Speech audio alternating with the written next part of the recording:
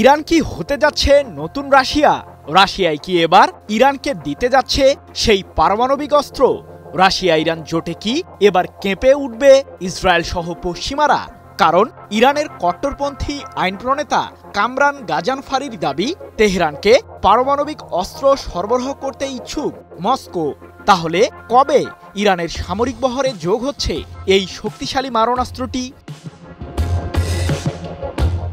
পশ্চিমাদের মাঝে বারবার উত্তাপ ছড়াচ্ছে ইরানের পারমাণবিক ইস্যুটি। কারণ জাতিসংঘের পরমাণু সংস্থা IAEA এর তথ্য বলছে, ইরানের কাছে এখনও 400 কেজি ইউরেনিয়াম রয়েই গেছে, যার বিশুদ্ধতার মাত্রা 60%। দেশটি চাইলে পরমাণু অস্ত্র তৈরির জন্য ইউরেনিয়ামগুলোকে 90% পরিশুদ্ধ করতে পারবে। এবার নতুন করে চাঞ্চল্যকর তথ্য দিলেন কামরান গাজানফারি। রাশিয়ার নিরাপত্তা পরিষদের ডেপুটি চেয়ারম্যান দিমিত্রি মেদভেদেভের প্রসঙ্গ টেনে ইরানের কট্টরপন্থী এই আইন প্রণেতা বলেন, IAEA এর সাথে করা ইরানের NPT চুক্তি প্রত্যাহারকে সমর্থন করে চীন ও রাশিয়া, যার মাধ্যমে আমাদের পারমাণবিক ও সামরিক সক্ষমতা বৃদ্ধি পাবে। এমনকি রাশিয়া নিজেই ইরানকে পরমাণু অস্ত্র সরবরাহ করতে ইচ্ছুক। 24 নভেম্বর এক প্রতিবেদনে বিষয়টি নিশ্চিত করেছে যুক্তরাজ্য ভিত্তিক সংবাদ মাধ্যম ইরান ইন্টারন্যাশনাল।